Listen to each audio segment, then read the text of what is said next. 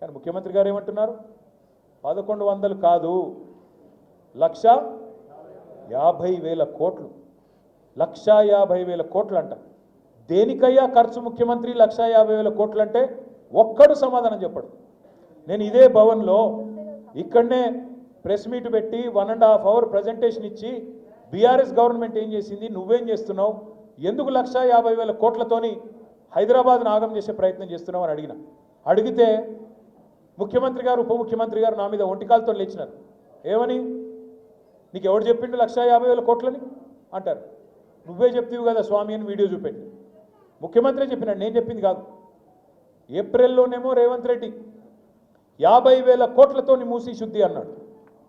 తెల్లారో మర్నాడో మే నెలలో జూపల్లి కృష్ణారావు గారు పర్యాటక శాఖ మంత్రి 50,000 కోట్లు కాదు 70,000 కోట్లతోని మూసి అన్నాడు. జూలై వచ్చింది. జూలై రాగానే మళ్ళీ ముఖ్యమంత్రి గారికి ఏమైందో తెలియదు. గోపన్పల్లిలో మనం కట్టిన బ్రిడ్జు ఆయన వచ్చి రిబ్బన్ కట్ చేసినాడు. సంతోషం. వచ్చి అక్కడ స్పీచ్ ఇస్తాడు. 1,50,000 కోట్లతో మూసి అభివృద్ధి అన్నాడు. ఇవాళ అదే ముఖ్యమంత్రి ఏమంటాడు? ఎవరన్నారు మీకు ఏడుకెళ్ళి వచ్చింది నెంబర్ అంటాడు. అరే నువ్వే చెప్పినావు స్వామి చూడు అంటే నేను చెప్పలేదు అన్నాడు. మళ్ళీ కరెక్ట్గా 4 రోజులకి, మరీ సరిగ్గా 4 రోజులకి ముఖ్యమంత్రి గారు ఒక పుస్తకం రిలీజ్ చేసినాడు ప్రభుత్వం తరఫున, తెలంగాణ గ్రోత్ స్టోరీ అని. అందులో ఏం రాస్తుంది? 1,50,000 కోట్లతో మూసి అభివృద్ధి ఇస్తామని రాస్తుంది. మేము అడుగుతా ఉన్నాం, మొన్నటి నుంచి నిలదీస్తూ ఉన్నాం.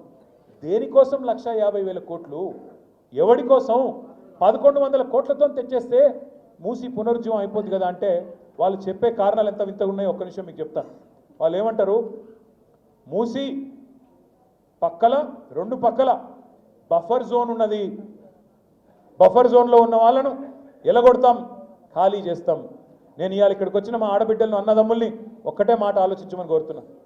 మీరే రిజిస్ట్రేషన్లు చేస్తారు బఫర్ జోన్లో, మీరే పర్మిషన్లు ఇస్తారు, మీరే ట్యాక్స్ కట్టించుకుంటారు, మీరే ఇన్ని రోజులు ప్రాపర్టీ ట్యాక్స్ వసూలు చేస్తారు, మీరే రోడ్లు వేస్తారు, మీరే గవర్నమెంట్గా మోరీలు కడతారు. ఇవాళ వచ్చి అక్కడ ఉన్న ఒక మల్లయ్య గారి ఇల్లేమో అందులోకెళ్ళి మురికి నీరు వస్తుంది, బఫర్ జోన్లో ఉన్నది, మూసి చెడిపోతుంది, కాబట్టి మల్లయ్య ఇల్లు కూలగొట్టాలి. మరి నేను అడుగుతా ఉన్నా ముఖ్యమంత్రి, మల్లయ్య ఇల్లు కూలగొడతావు, మరి రేపు బఫర్ జోన్లో నువ్వే ఒక పెద్ద రియల్ ఎస్టేట్ కంపెనీ వాడికి ఇచ్చి వాడు మాల్ కడతాడు, మల్లయ్య ఇల్లు కూలగొట్టి మాల్ కడతాడు.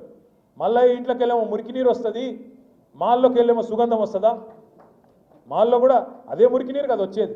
ఇంకా మల్లయ్య ఇంట్లోకి వెళ్ళి వచ్చిన దానికంటే 1000 రెట్లు ఎక్కువ వస్తుంది. కానీ అది బాగట, ఇది బాగా కాదంట. నేను అందుకే అడుగుతా ఉన్నా ముఖ్యమంత్రి, సమాధానం చెప్పు. బఫర్లో మల్లయ్య ఇల్లు ఉండకూడదు ఎట్లా, మాల్ ఉంటుంది ఎట్లా? సమాధానం చెప్పు. ఎవడి కోసం 1,50,000 కోట్లు పెడతానంటున్నావు? దేనికోసం పెడతానంటున్నావు?